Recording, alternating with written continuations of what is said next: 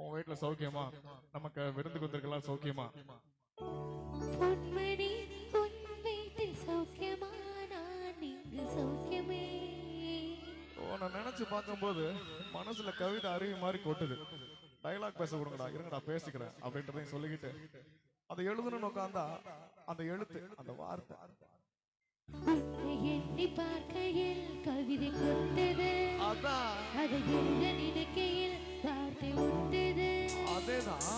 பிரமாத பிரமாத கவிதை கவிதை படி. கண்மணி அன்போடு காதலன் நான் எழுதும் கடிதமே. பொன்மணி உன் வீட்டில் சௌக்கியமா? நான் இங்கு சௌக்கியமே. சேர்ந்து உன்னை எண்ணி பார்க்கையில் கவிதை கொட்டது, அதை எழுத நினைக்கையில் வார்த்தை முட்டது. ஓஹோ கண்மணி அன்போடு காதலன் நான் எழுதும் கடிதமே. பொன்மணி உன் வீட்டில் சௌக்கியமா? நான் இங்கு சௌக்கியமே.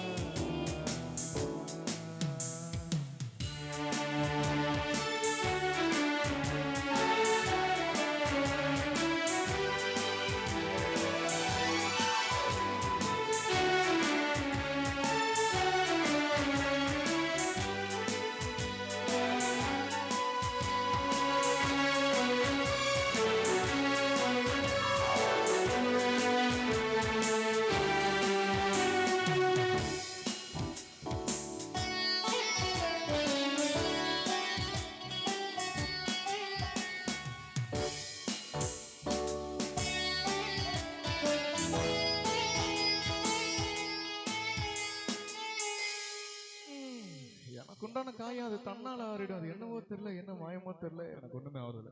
இதையும் எழுதிக்கணும். நடுவில் நடுவில் மானே தேனே பொன்மானே சிங்கம் புலி கரடி இவனுக்கு கத்துறது எல்லாருமே போட்டுக்கணும். ஓகேவா? இதை பாரு, எனக்கு என்ன காயானாலும் என் உடம்பு தாங்கிடும். அந்த பாட்டி உடம்பு தாங்குமா? தாங்காது. அபிராமி அபிராமி. அது எழுதணுமா? இது காதல்.